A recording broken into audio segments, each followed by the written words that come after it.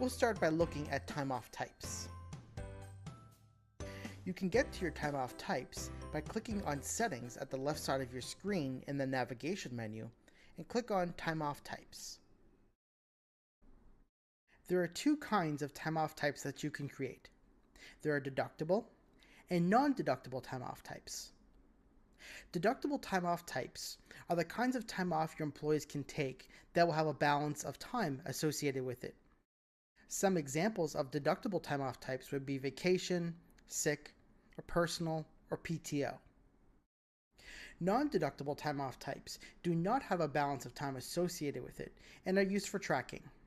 Some examples would be work from home, unpaid time off, and travel. Click on Add New to create a new time-off type. In this case, we're going to create a new one called Sick. Below the name, you can choose a color that requests of this type will show up as on the calendar. The Deduct Hours from Bank switch determines if this is a deductible or a non-deductible time-off type. The Deduct From option allows this time-off type to deduct from another time-off type. In this case, we can select sick time to come out of vacation time. If you leave it on itself, then this time-off type will have its own balance of time. Allow Request Types will allow this time-off type to be used in full and partial day requests, only full day requests, or only partial day requests.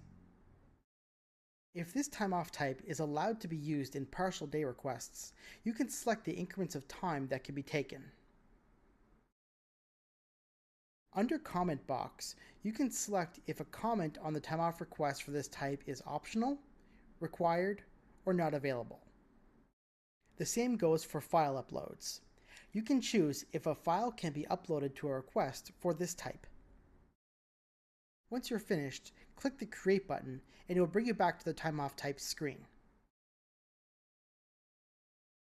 Finish creating the rest of your time-off types